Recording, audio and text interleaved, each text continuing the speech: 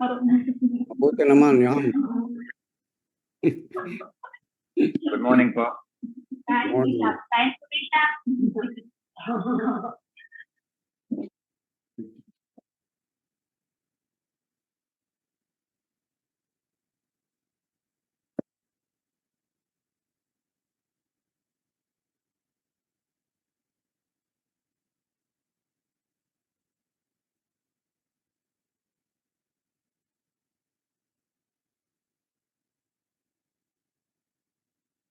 Okay, could we look at a word from Isaiah chapter 55?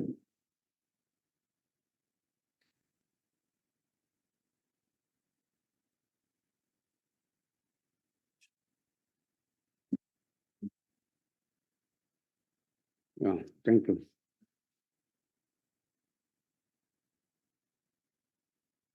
Father, we thank you right now for the good word of the Lord, acknowledging that apart from you, Holy Spirit, no words can be spoken out from the flesh. As we acknowledge you today, let the words, Holy Spirit, be brought forth to our tongue or to my tongue as I begin to speak your word, or that all of us would be fed in our soul from the Spirit of the Word of God. In the name of Jesus, we come with the spirit of humility, or that grace may abound right now, and we are able to come into a place of an understanding the power of the spoken words, the power of your Spirit at work in us that could be able to execute, do signs and wonders and miracles.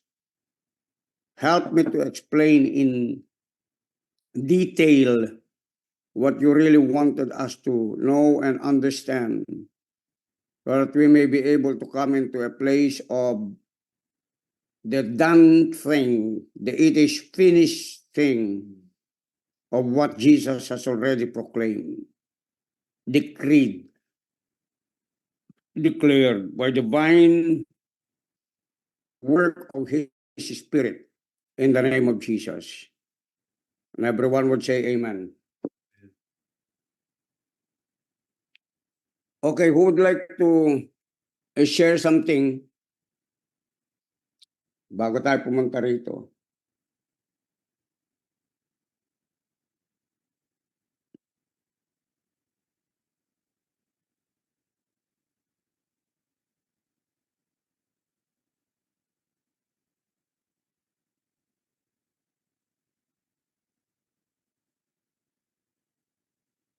People of God, to share something?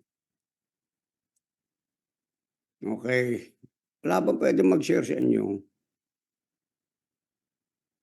If you have a revelation, share. If you have an experience, share. If you have an encounter, share. If you have something that the Lord has done, probably yesterday, please speak. If you have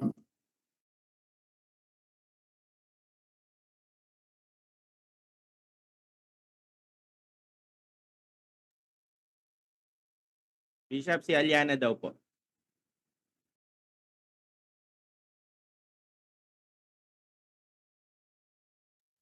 Ayun. Hi po, good morning po. Bishop, may share lang po ako testimony po about po sa divine healing po. Si daddy ko po kasi last week, nadala po siya sa hospital. Yung daddy ko po, yung lolo ko po, 85 years old na siya this June. Bali, nadala po siya sa hospital kasi nanikip po yung dibdib niya and nag-run po ng mga test sa kanya. Sobrang baba na po pala nung hemoglobin level count niya po. 6 na lang po. So yung pinsan kong doktor, kahit siya sinabi na pag ganun daw po yung hemoglobin count, stroke na daw po talaga, lalo sa age na rin niya, na 85 na po siya. So nung time na yon, actually that's Wednesday, Tapos Thursday, graduation ni Rohan. Ano po, nag-pray lang po kami. Kami ni Mek, nag-pray po kami. And nag-ask din po kay Ate Cha to intercede for a prayer for us. Tapos, and then yun nga po, nag-pray. And tapos nung nag-morning prayer po tayo, nag-dawn watch, ganun. I already positioned myself in the thought na hindi, victory na kami sa part na, victorious na kami sa part na yun. Even sila mama, sinasabi ko po na ang balak po kasi nila, lilipat pa siya ng hospital dun sa private doctors po namin sa Chinese General Hospital po sa Manila kasi nasa Batangas po siya ngayon. So, parang ang usapan ng mga tita ko, yan yung mga anak niya, na kailangan siyang malipat kasi parang may operation din daw pong sinasabi yung doktor na gagawin sa kanya. And knowing my dad po, ayaw niya po ng ganun kasi sa old age na rin po niya para sa kanya, baka hindi niya nakayanin. Pero ang pinadeclare ko kala mama, sabi ko sa kanila whenever I'm talking to them, sabi ko po, wag na tayong mag-expect na ililipat pa si daddy ng dun sa family doctors nga po namin sa Chinese General na sabi ko, dyan pa lang sa Batangas, declare na natin na hindi na siya ililipat kasi okay na yung mga lab results niya. Sabi kong gano'n.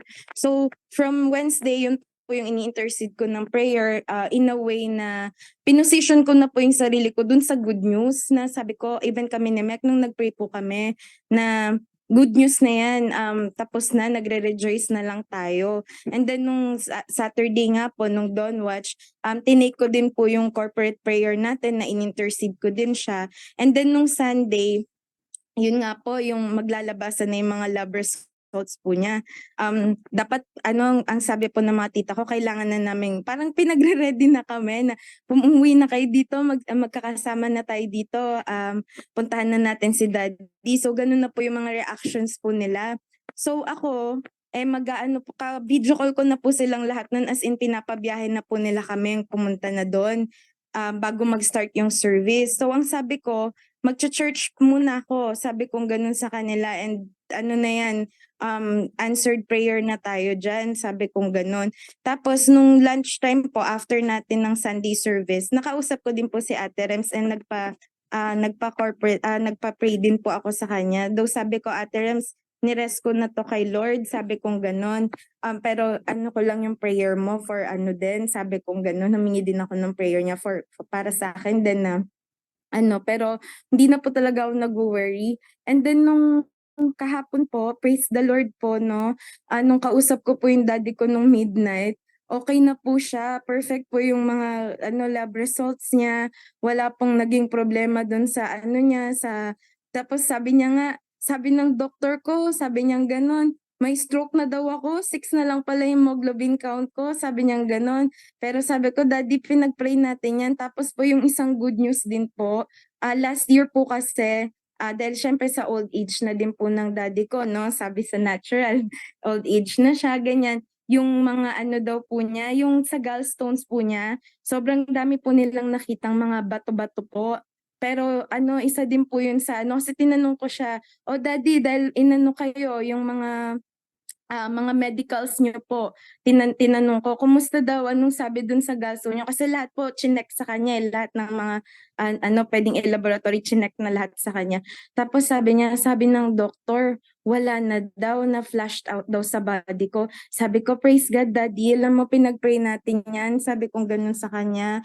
And sabi ko, that's miracle na galing po talaga kay Lord kasi ayaw na po talaga ng daddy kong mag-go to any operations, gawa ng siya din po, parang sabi niya baka di ko kayanin, sabi niya gano'n. Kaya sabi ko, mag-agree tayo daddy, hindi mo na kailangan ng operation, mafa-flash out yan sa body mo. And for 1 year po, yun lagi yung nire-request ko kay Lord, yun lagi yung ini-intercede ko ng prayer na wala na yun, flash out na yun. Imposible man sa age niya, pero I still believe, and nagpa-intercede din po ako ng prayer doon kay Ate Cha last year. And yun po talaga yung mga secret petitions ng heart ko. And thank you Lord kasi He's really a miracle working God in such a way na parang walang pera yung katambas ng mga ganun pong miracles And yun po yung I can share na divine healing na ginawa niya sa family ko this week po. Yun lang po. Thank you po.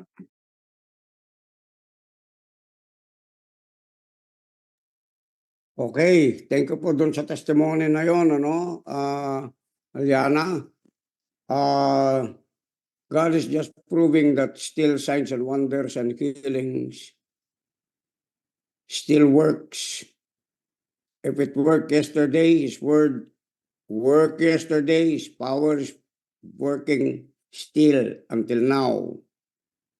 The giftings, the promises of God are always yes and amen. They are irrevocable. God never revokes whatever He has said in His word. And as we acknowledge that in our lives, we are sure that when we ask anything in the name of Jesus, according to what has been done before your amen, it has been done. If it's written in the word of God, it has been done. It is done. It is finished. Nakuha po ba natin? Amen. So from that standpoint, we can grow in our soul from praying to God, thinking, did God do it? Is God going to do it? No. We have to understand that when we pray, we have to agree with what God has already said. And what He said is that everything, before we come to ask God about anything in prayer or either in supplication, in any request, if God said it is done, it's finished, it is done, it is finished. Amen po ba? Sabi nga natin, it is done. It is done. It is finished. Kasi kung minsan, napapa-amen po tayo out of our religiosity, ano? Di ba? Minsan, amen.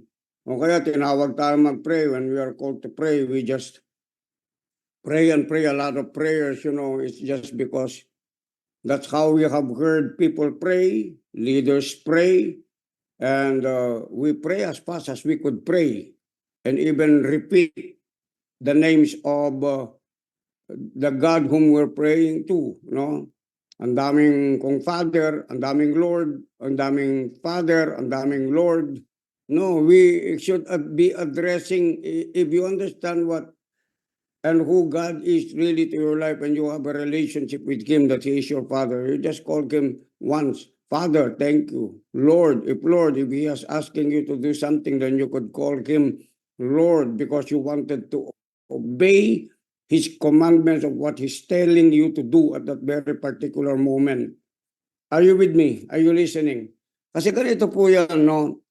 Yung words natin kung minsan, we are speaking it forth without us really realizing what we are talking about. I believe that we are maturing in Christ and you are maturing in Christ Himself. That we begin to think about what, before we go into the presence of God, we're thinking or we should have thought about some things that God has been doing and can do and will be doing also over our lives, so that it may mean what we call a meaningful conversation together with Him. We must understand the words that are coming forth out from our mouth, that those words has really have something to do with what God has given to us according to how God created us, according to how God blessed us with a brand new spirit that He has imputed within the inside of us. He has placed it within the inside of each and every one of us by the brand new heart of flesh that God has given you and me. So, unawaan po natin mabuti ito na kapag nagpe-pray po tayo, hindi yung basta nagpe-pray ka lang dahil may need ka. Okay? You're not just praying because you have a need. No, you're praying to God because you understand that God answers prayers. He heard you and He hears you when you are praying and when you have a concern. Because your concern is that God is mindful about it before you have ever thought about it or even before it happens to you. Amen po ba? Okay, palakpakan po natin ang Panginoon. Thank you, Jesus. Kasi ang words po natin, the words that we are speaking is not the same, or I would say is not the same when we were walking in the world. When we were walking in the world, we just speak words, okay? Because we want to say them. But today, we have to speak words knowing the power of the words that is coming forth out from our mouth. Because that is how God designed it to be that way. God doesn't want you to just be uttering words. Okay, kailangan maintindihan po natin na kung minsan we're speaking to God about your past pain, your like this, your circumstance, your situation, your conditions, and nothing bad about it, okay? But we must understand that God has placed us into the realm where we can chat together with Him in the realm of the Spirit in the heavenly places, from where God has caused everything in our lives done, finished in the cross of Calvary. That is the new place where we could be talking to God. Naintindihan po ba natin? Yung kapag nangungusap ka sa Diyos, analyze, realize your position. That you are already a child of God. Amen po ba? And kahit anong lugar na kung saan ka, kasi marami mga anak ng Diyos, they still do not understand that they have become heirs, yung binasa natin kahapon, and then joint heirs, di ba? You are an heir and then you became a joint heir with God and with Christ. So that means to say, you are forever, eternal, joined already together with Him. Lagi kang nandun. Dapat laging yun, ganun laging iniisip mo. Hindi yung parang merong mali sa buhay mo, merong circumstance sa buhay mo, nahiwalay ka sa Diyos. No, you are already inseparable together with God. Are you getting what I'm saying right now? That's why the Bible is saying, you are seated together with Christ. That is final. Amen. That is established already in the heavenly places. Now, when something happens to you and tries to pull you down out of your position and your posture before God, you have to come into the promise of God and repeat the promise. You have to affirm that. You have to talk to your soul. Amen. Now, the problem with us is not your spirit, because you have received the completeness of a brand new spirit in Christ Jesus. What you are renewing here is your mind and even your body. The custom of your body, okay, what your body has been accustomed in doing things. Marami kasi yung nasa katawan natin at isip natin, join yan, no? Yung sa soul area natin.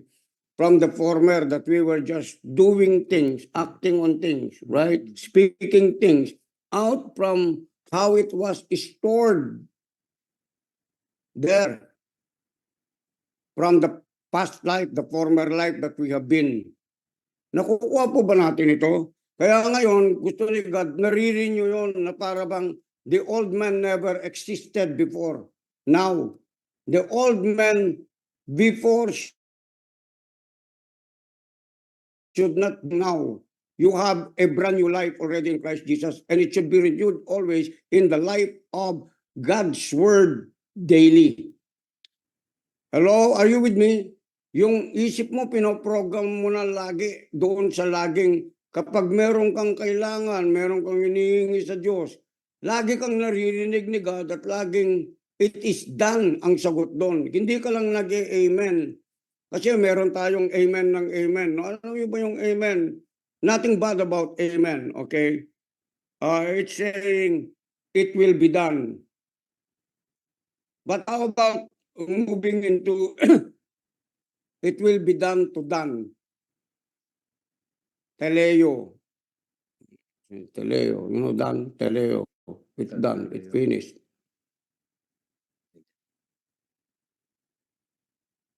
Nagaget po ba ninyo ito yung teleo? Yung teleo, yung ibig sabihin done. Hindi ka wishful thinking. It is done. So the problem is this, okay? Whatever we have been taught, probably we believe it, but personally we do not know it. So you have to come into a place of knowing. That's what relationship with Christ and His Word is all about. You have to come into a personal place of knowing that God said it to you and says it to you over and over again. He said it to us already. That's why it is finished. That's why when you're asking something, anything from God, is always saying, halimbawa, humingi ka ng healing o kaya may problema ka talaga sa katawan mo, di ba? Katulad ako. Okay, I'm confessing from what has been stated by God, not according to the ongoing symptoms that is within my body that tries to challenge the word of God. Okay, and pulling me out of the realm of the spirit or realm of the reality of my new birth in the spirit of God proclaiming, declaring to me that by the wounds of Jesus I am already healed. Nakukuha po ba natin ito? So the enemy would try to uproot me from that premise of saying, you are healed by the wounds of Jesus, or I am healed by the wounds of Jesus. So kapag umalis ako doon, I would be resorting from something that is below the word of God, the standard of God, the power of God, or the realm of God. What is that? It is the realm of man. It is the realm of the doctors who fed themselves with the knowledge that is in this world. I didn't say doctors are bad. They can be used. Okay, but if a person has not come into a place of really understanding that he was killed already by the wounds of Jesus, he could get killed temporarily and whatever, okay, the cause of that sickness or disease is going to come back into some place of his body again, because if it originated from a curse, it will transfer from one part of the body to the other part of the body. Kaya nga, di ba yung cancer, minsan lumilipat, di po ba? Manang Linda, am I right? Am I talking sense here? Are you listening to me about what I'm telling you, what I'm sharing to you right now? Na yung tao, a person could have, like for example, a growth or or cancer, right? Or malignancy. Okay, the doctors could trace it, could trace the symptoms, and give you a prescription about the medicine that you're about to take, or probably you're going to undergo a certain operation. They could take it away. But if it is a malignant spirit, okay, a demon that has placed it within the body, or someone has uttered it from a sorcerer or a witch, okay, by the power of the word that they understand that could affect a person on the basis of what they invoke within a person, then therefore it could not be settled. The healing could not be done. The healing could not be settled. It's just because it's only the word of God that has the final say to certain conditions of men. Amen po ba? Nakukuha po ninyo. Kaya nga po, kahit yung poverty, di ba? Poverty is not just lack in one day, lack in 2 days, lack in a month, lack in a year. No, it becomes generational. It also becomes territorial. Why? It's just because we're dealing with spiritual beings, spiritual entities, wicked spirits, we're dealing with that has come into an embodiment of a person, collective people who believe it, family members, generational people who have come into that place of belief. And then they keep declaring it, they keep speaking it. It's just because they do not have any understanding about where did it came from, because it has become the norm already of society.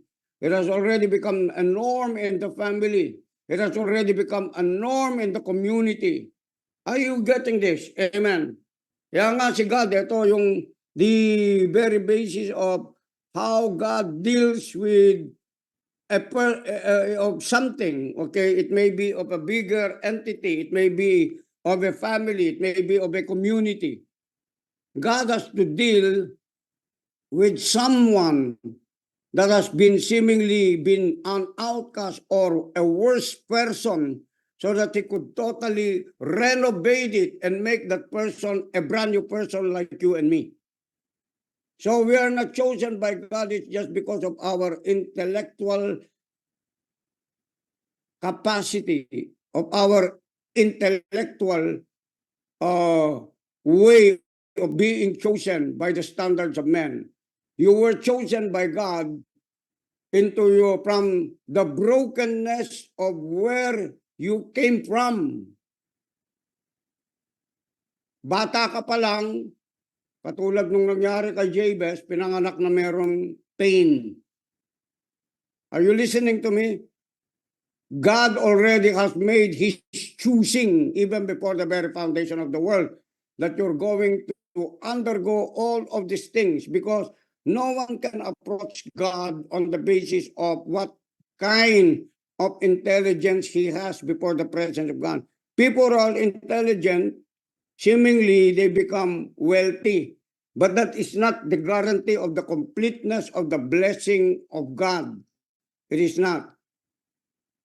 Because man can fabricate anything according to the knowledge he has. Even worldly knowledge can do things in the realm of the physical and in the realm of the material. Nakukuha po ba natin ito? Amen. But the things that are of the Spirit, sabi nga ng Bible, the things that are of the Spirit are things that are revealed unto us by the divine revelation of God, according to 1 Corinthians chapter 2. Okay, you know, you check it up there on your cell phone.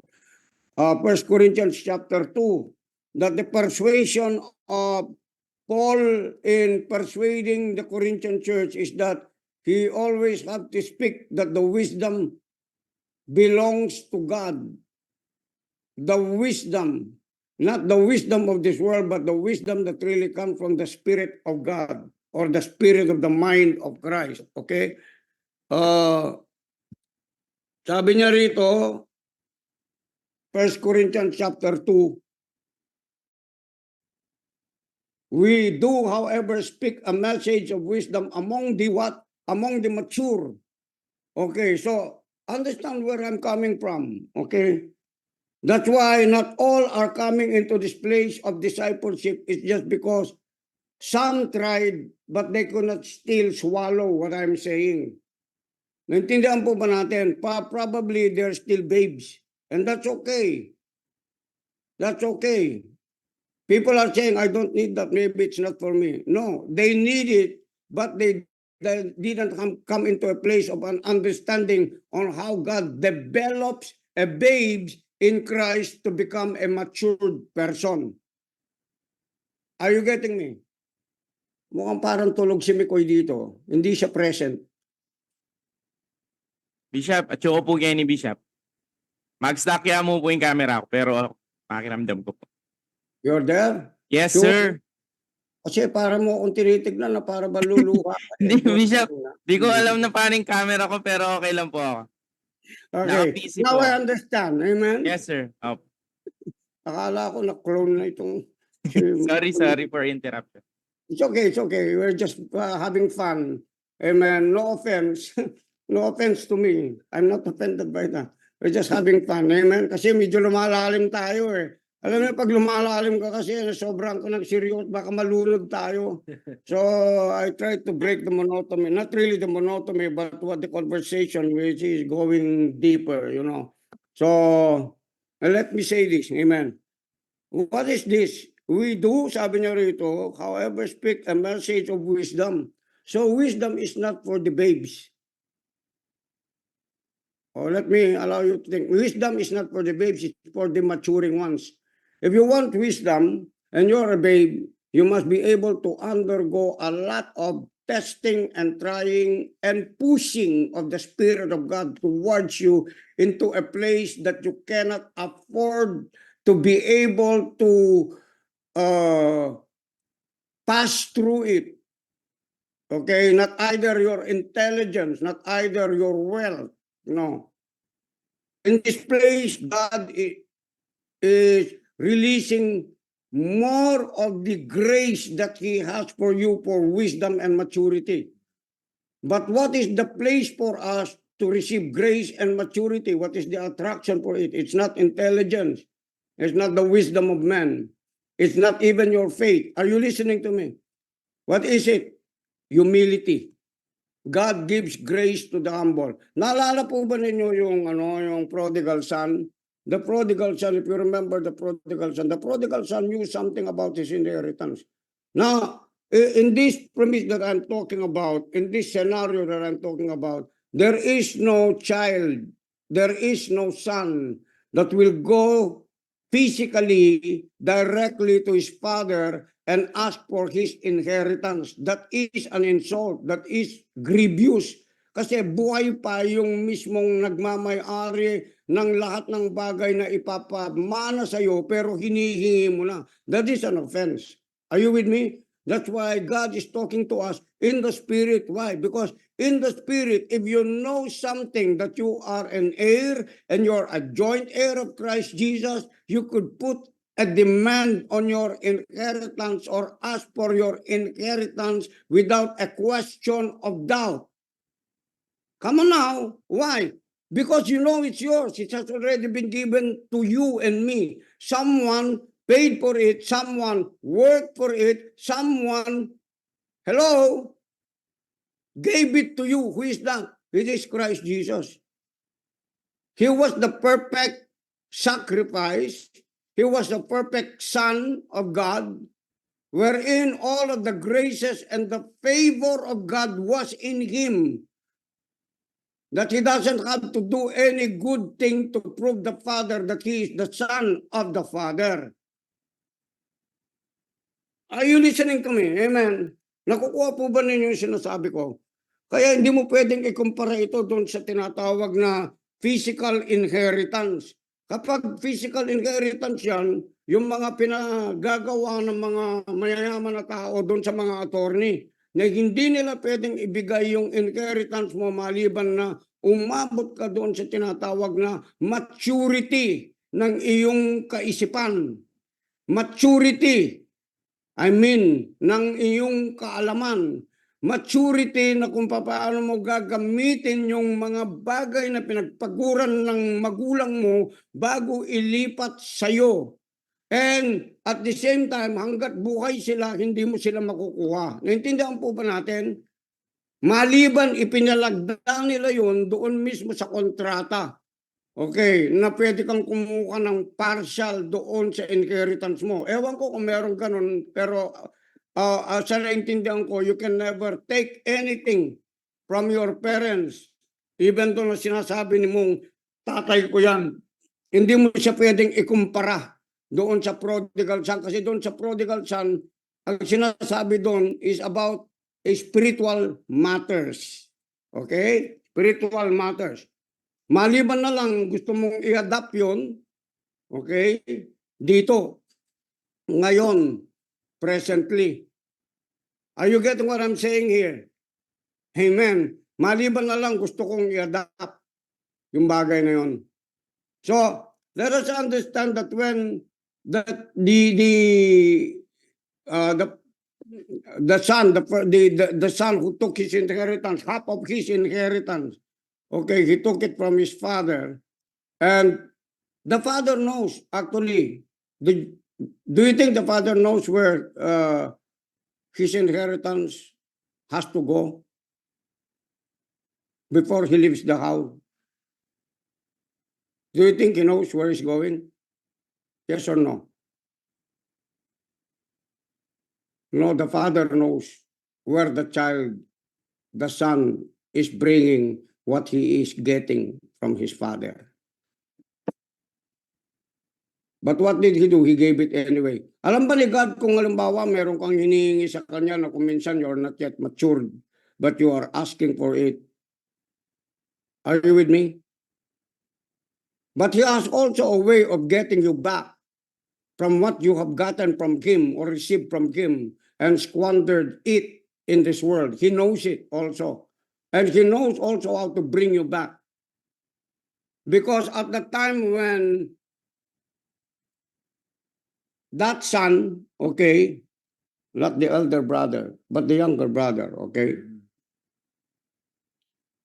that son has begun to squander his inheritance in the world, spend it with riotous living, according to the word of God.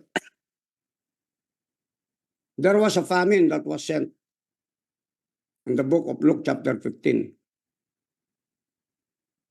Did you know that the Father knows where to get people? That when you prosper and when people prosper and do not know, there are people in the world that are prospering. Are you listening to me? There are also Christians, so-called, amen, Christians that prosper and then get lost in their prosperity. Now, is God offended at your prosperity? No, of course not. He's not. Why? Because everything that you have came from him. Are you getting what I'm saying? He's not also offended when you're asking for it. It is yours. He has given you the right to it. That's why he said you're blessed with all spiritual blessing in the heavenly places. It's yours. If you know that, you can ask God. But it's up to you. And what you had before you ask for your inheritance, whether you are childish or maturing, it will show forth in the coming end or in the middle of your journey. Are you with me? What are you going to do with it? Are you going to grow with it, grow from it, be established by it or not? But to us, all of us know that when you are at the point of your situation and condition and you don't know what to do with it, you have wasted it properly. That's why the child remembers, okay, that at the time when the famine was already there, you see, who sent the famine? The devil? Did the devil send the famine? No. It was a place for learning. It was a place to analyze. It was a place for evaluation. It is also a place for uprooting from a place in your soul that is not right before the presence of God, so that there could be a renewing, a change, and transformation according to how God wanted you to become, not to be wasteful in things in which God has given to you from the inheritance He has promised you, to be a good steward of what God has given you. Are you getting this? Naisip niya, sabi niya, in my father's house are many servants. Huh? He did not analyze that. And yet, there are servants and that they are living, okay, according to what my father has in his house. They eat the good food as if they are children of his, para silang mga anak niya na kumakain sila. Yung mga servant yun, kumakain, kinakain ng daddy, anong kinakain ng mga anak, kinakain din nila. Kaya nga po, kahit yung mga servant dito sa lupa, kung halimbawa, naintindihan po ninyo ito, no? Yung mga servant ninyo, kinakain nila yung mga nandun sa table nyo, nandun sa rep nyo. Kaya kailangan marunong din sila magpasalamat. Naintindihan po ba natin ito? Amen? Naintindihan ba ninyo ito? Are you getting this right before you? Okay. So, what did he say? I will go back to my father's house. And only, okay, if I could be his servant, that's okay with me because at least I will be eating good food. Hindi ako kakain ng hogmas. Hindi ako kakain ng pagkain ng baboy. I'm going to eat the best of what God has provided for me. What is in that mind and even in the heart of that child, that younger brother, a son of the good father? He has learned to acknowledge his arrogance, his pride, and made himself into a lowly state of mind, just like at the mind of Jesus, that even though he thought it equal to be with his father, amen, seemingly, the same thing, analogy, okay? What did he do? He humbled himself, sabi ng Bible. And then, when a person knows to humble himself, papunta ka pa lang kay Daddy God. Daddy God is already out there somewhere, meeting you into the place of His grace towards you. Hindi ka pa humihingi ng tawad dahil nakita na niya. He already saw your spirit of humility. Amen? Knowing, acknowledging that because of who He is, not because of who we are, because of how He can and how He can do things and how He can provide, not how we can provide and not how we can obey. Amen. How we can become faithful in our own. Amen. Are you with me? Convincing yourself that if you become faithful in this, you become obedient to this. Hello. Although that's good. Although that's good. That once you are already a matured person, that is, of course, a part now of what and what become. You are obedient, you are faithful. It's just because that is already what we call the result of your humility before the presence of God. Are you with me? Kaya ka na nagiging obedient kasi lalo kang tumatanggap ng grasya sa Panginoon. Grace to obey, grace to be disciplined, come on, grace to give, grace to be faithful. Hindi para gawin mong anong para sa sarili mo yon at maging arrogant ka. Kasi ako faithful ako, siya hindi. Kasi ako giver ako, siya hindi. Kasi ako obedient ako, siya hindi. Kasi ako marunong ako mag-pray, siya hindi. No. Realize that this prodigal, okay, acknowledge his father, greatness, love, forgiveness, grace, His mercy, His kindness, and His goodness.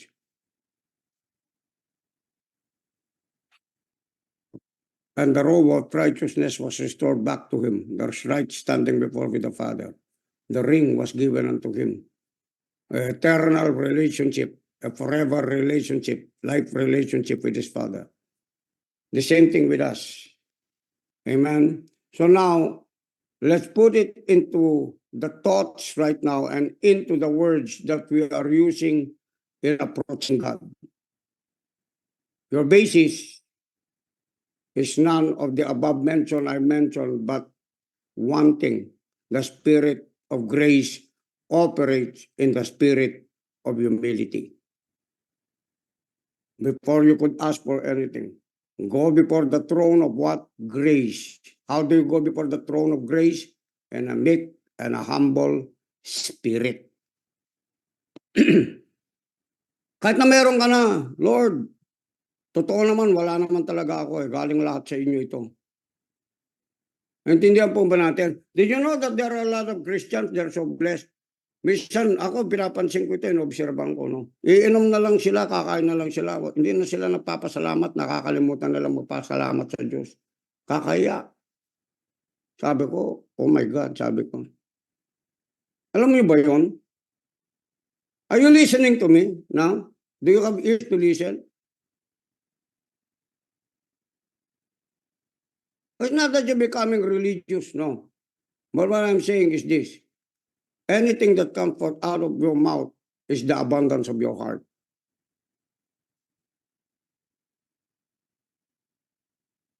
Let me say that again. Out of whatever comes to your mouth is the abundance of your heart.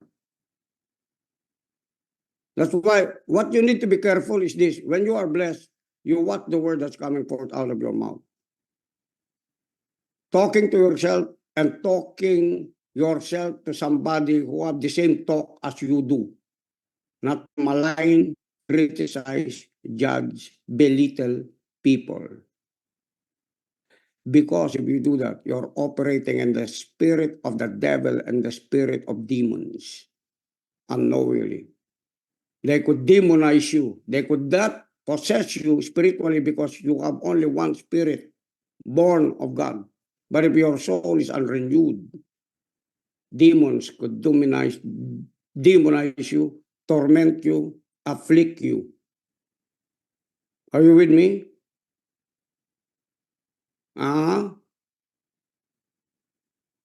Be careful. Kasi, lalo na kung nagsa-cell group kayo, kung may marites sa cell group din yung ano bang nangyari kayo? Ano? Pero you're not doing anything. Actually, you're concerned. Ganyan concerned lang ako. You're not praying for the person. You don't have any right to talk about the person's weaknesses. Are you listening to me? Amen?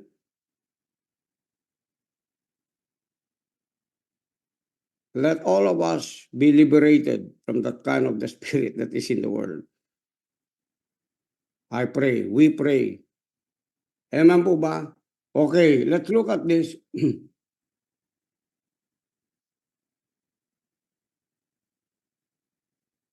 The Bible says, seeking is continuous. Whether you were an unbeliever before or whether you're a believer now, it doesn't stop. But seeking today is different from how you were seeking God before. You were seeking God before is just because you don't have any relationship with Him. So you're seeking or you have seek to be saved. Amen.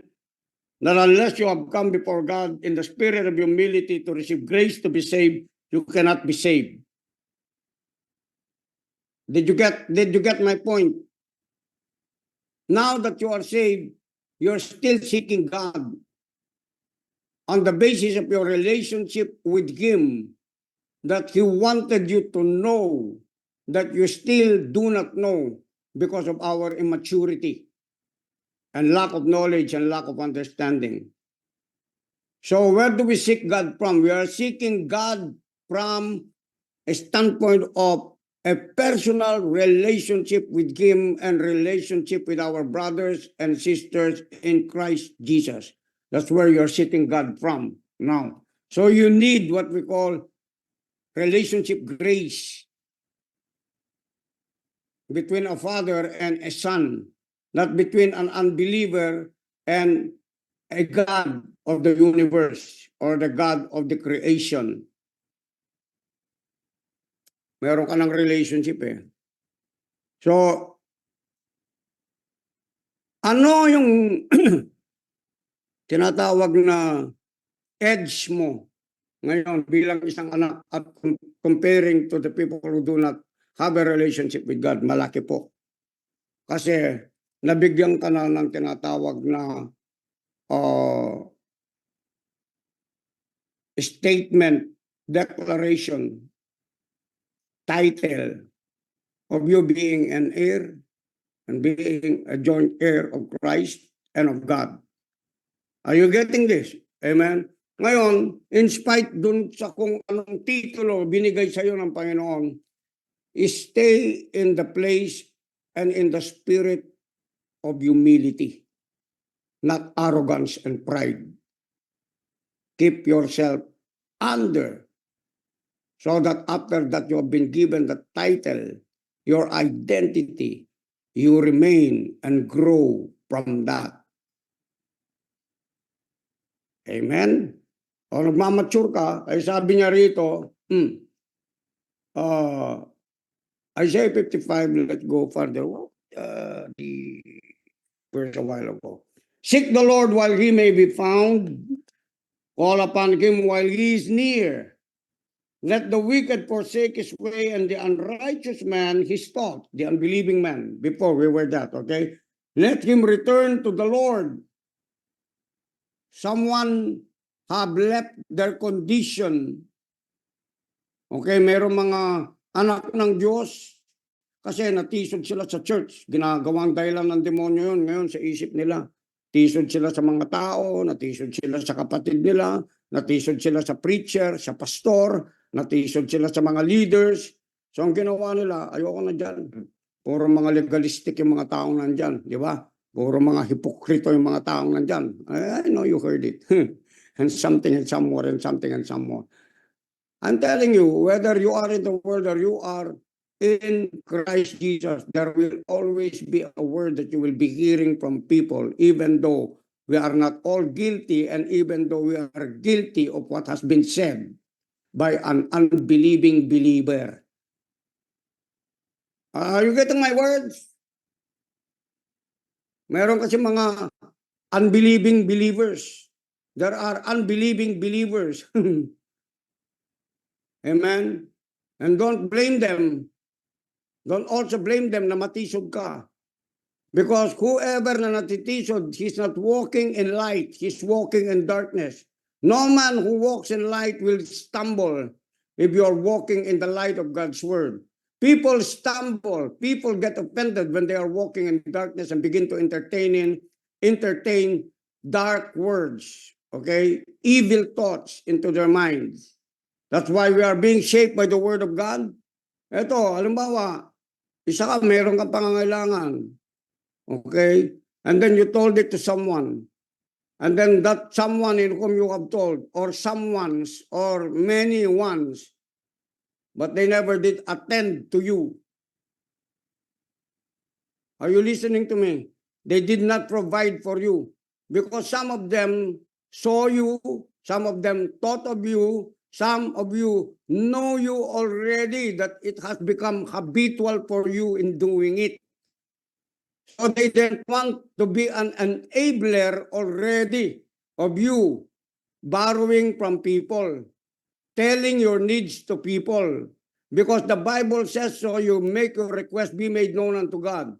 And even though if you don't tell it to people, you don't say it to people, most especially if you do not have really an into him, into you relationship, intimacy. Amen, that the person really knows you by heart.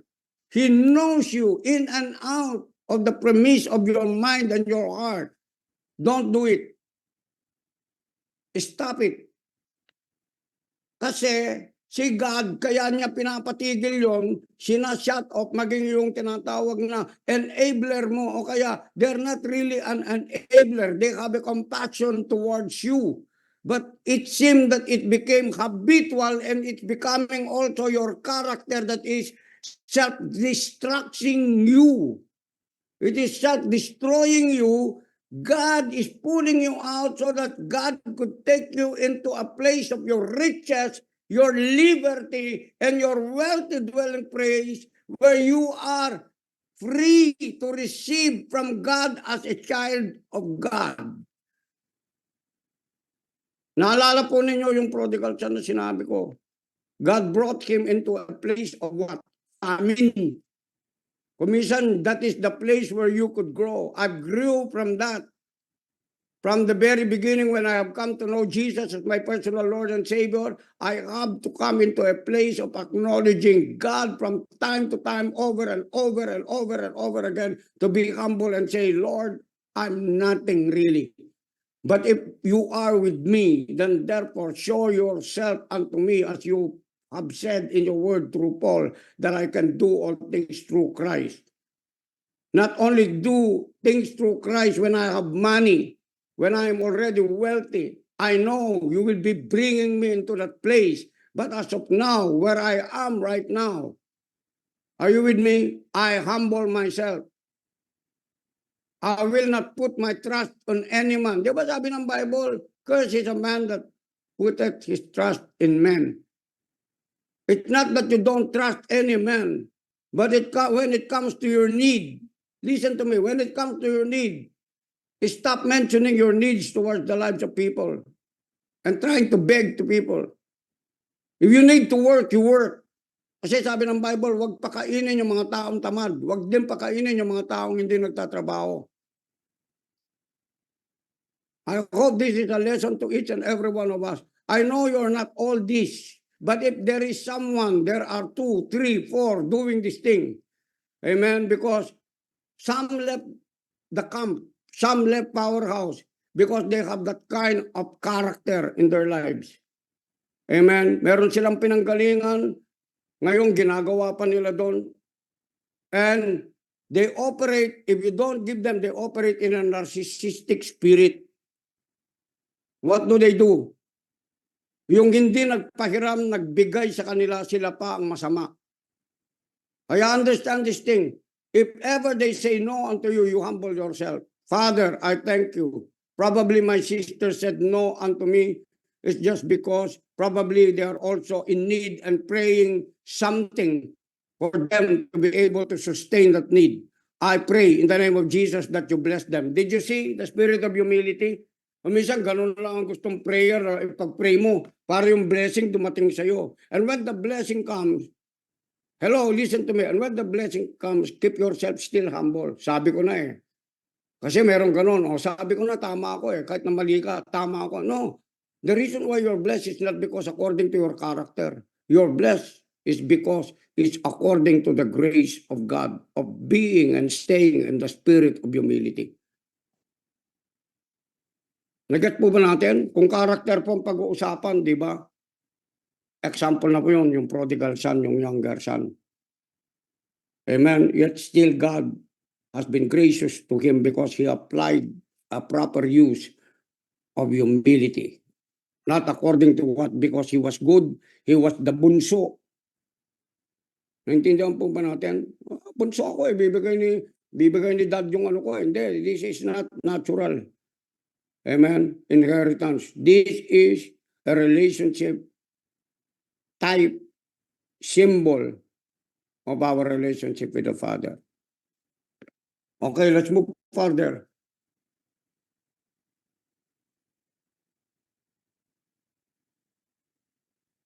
Let him return to the Lord that he may have compassion on him, to our God, and he will abundantly pardon.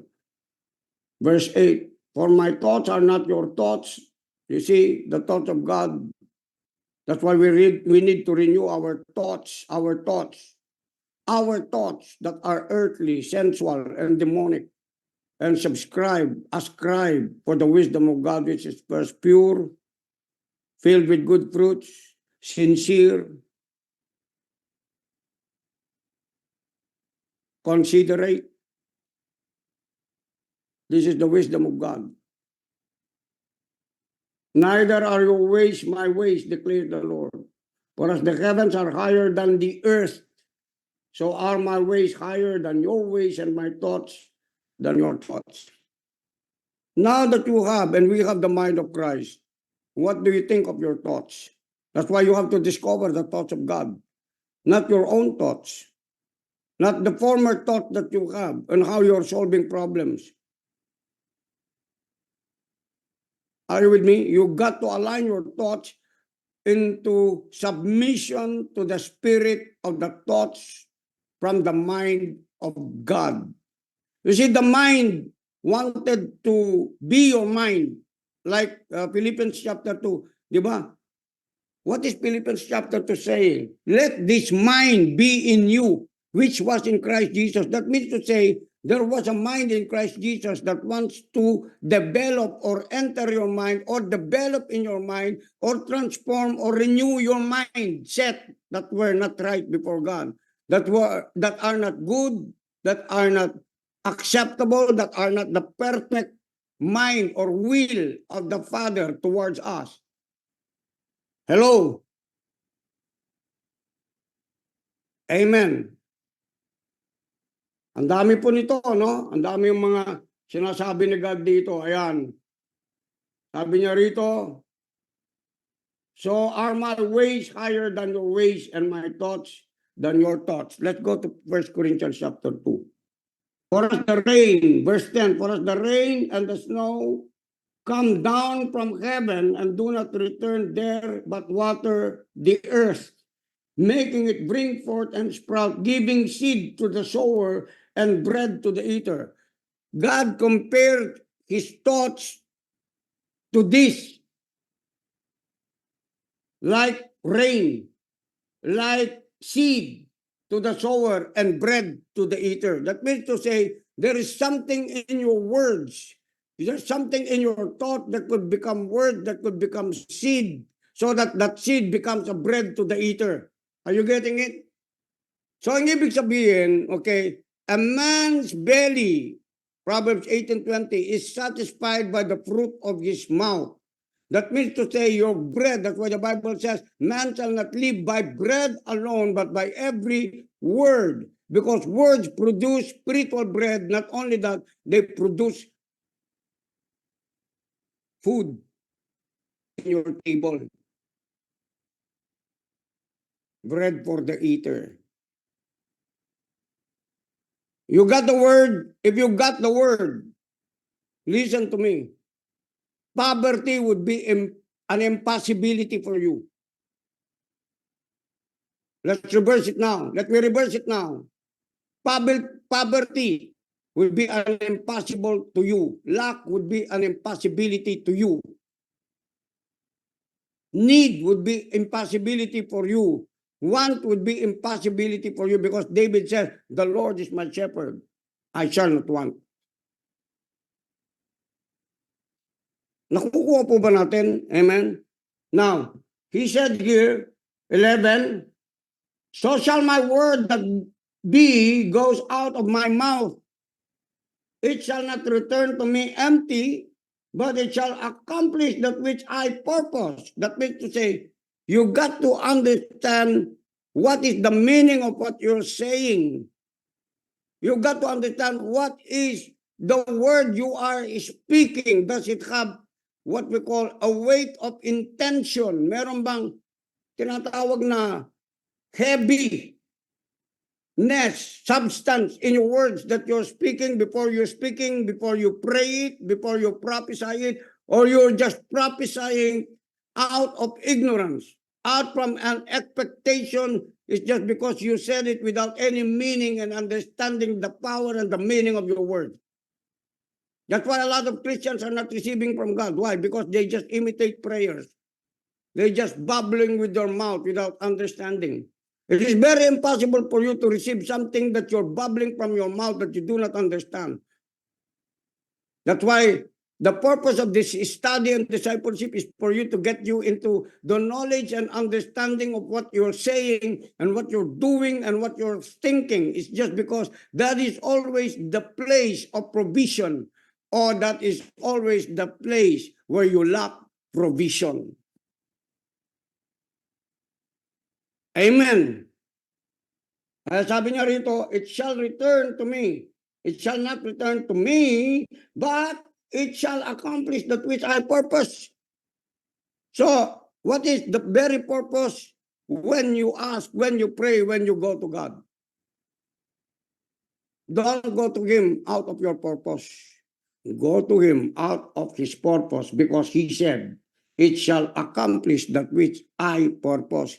That means to say, if you are in connection and an understanding with the will and you have confidence in it, this is the confidence that we have in Him, that if we ask anything according to His will, that carries the intentions, the purpose, the interest, and the objectivity of God over my life and people connected to me, then therefore it is done by the Father who is in heaven. You will not just say amen. You will go to the word telesto.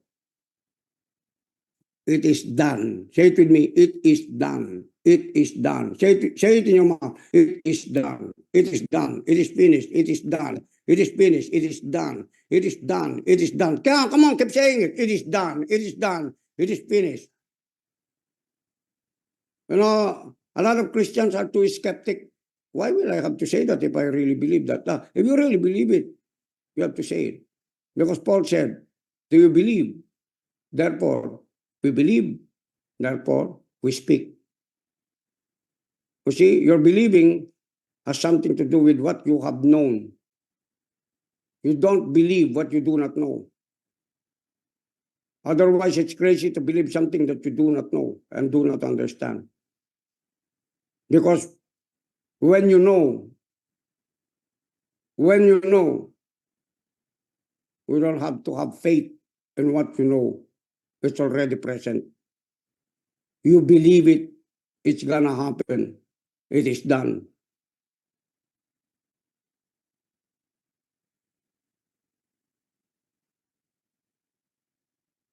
Rabasakadabayanda. It is done.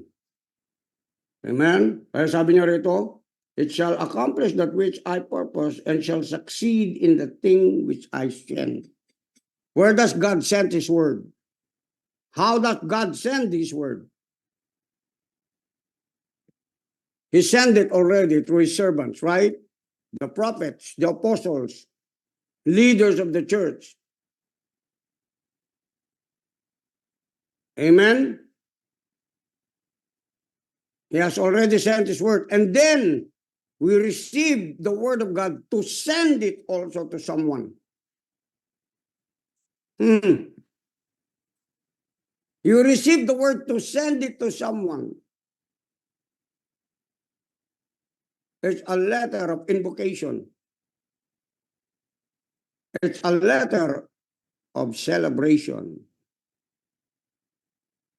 It's a letter of joy and peace and righteousness, for that is the kingdom of God in that letter. Not to make you feel bad, but to make you feel good, because God is good all the time.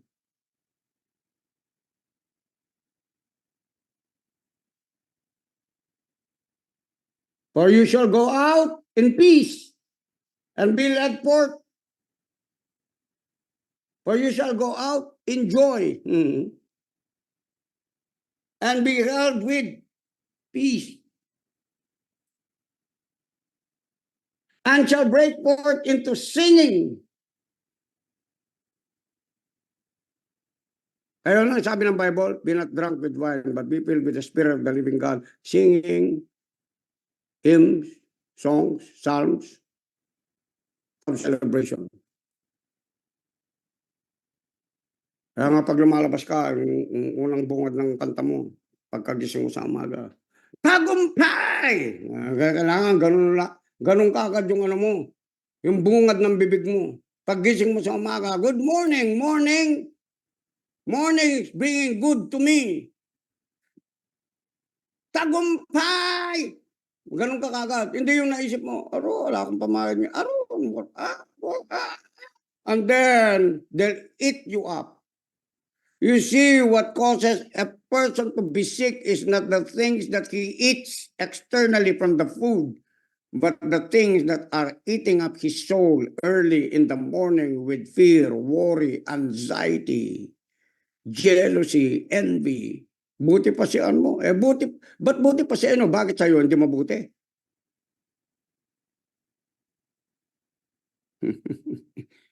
Sabihin mo, buti rin sa akin. Kamo pag nakakita ka, prosperous sila. Buti rin sa akin. Are you with me? Amen. Yung mayaman ng mga kapatid ko ito, buti rin sa akin. Kayaman din ako. Ganun ka dapat. Hindi yung Ano sabi niya rito? For you shall go out in joy and be led in peace. The mountains and the hills before you shall break forth into singing. You see, your attitude in the morning throughout the whole day affects the condition of all creation, according to the book of Romans chapter 8 and this one. The trees will be singing also. They will join you in chorus and in harmony, in unity of your song, because they also, every name in the planet, all creation, in all the universe, in the earth, above the earth, under the earth, will sing a song of harmony, of praise, in the spirit of unity, because of the song that you have uttered from your mouth. This is the day that the Lord has made, and I will rejoice and be glad in it. And then it will reverberate in creation, and then the trees and the fields will say, this is the day that the Lord has made. We will clap our hands. Come on, clap our hands. Ganun po katindi yung power ni God sa inyo, sa atin lahat. Ah! Amen. Ay, mga nagja-jogging-jogging dyan, ha? Alalahanin niyo ito. Naalala ko, misis ko, nagja-jogging kami, sabi ng misis ko, you, sabi niya doon sa tree, kasi hindi daw umiimik yung tree, silent habang nandun kami, hindi kumikilo. Sabi niya doon sa tree, you, sabi niya, praise the name of the Lord, sabi niya. Oo nga, no, praise the name of the Lord. Okay, praise the name of the Lord. Alam mo yung tree nagpakitang gilas. Biglang parang pumapalakpak yung mga dahon. Tapos, nagsayaw na ng sayaw. Ganun pa naman yun. Parang baliw yun kapag nag-worship sa Lord. No? Meron pa siyang pag-ganon-ganon. No? Mga powerhouse na adapt yung pagka-worshipper niya. Amen po ba? Hallelujah. Ganun kasi mag-worship yung Mother Nature natin. Mother Earth pala. Okay? So, people of God, ganitong mga nagko-coffee shop na ito, saan kayo nagko-coffee shop? Hindi kayo nag-iimbita. Kayong dalawa dyan. Oh, nasaan kayo? Hi po, good morning po. Sakara bababayanda. Our new ministry, Bishop. Ayan, yun. Ayan na, may joy na, may peace pa. Okay? Amen. Amen. That's how it is. That's how it is to live your life in abundance. You live your life in abundance by not being jealous, not being envious with anyone. You rejoice to them that are rejoicing. You weep together those who are weeping. And then you pray for those who needs prayer, who are lonely. Are you with me? Amen. What time is it?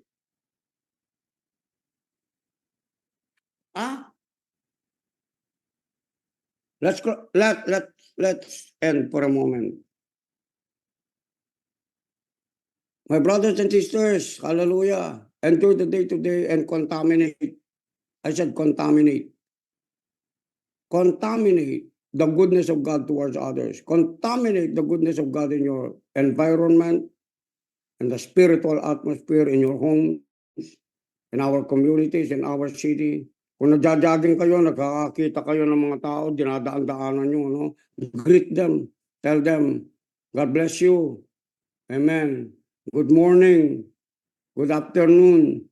Good evening. And put a smile on your face. Are you with me? Contaminate them with the presence of righteousness, peace, and joy in the Holy Ghost. Sabihin nyo, it's done. Telesteo. Amen. It's done in Jesus' name. Okay. See you tomorrow. Thanks, Bishop. Thank you po. Thank you po. Love you po, Bishop. Love you all. Thank you po, Bishop.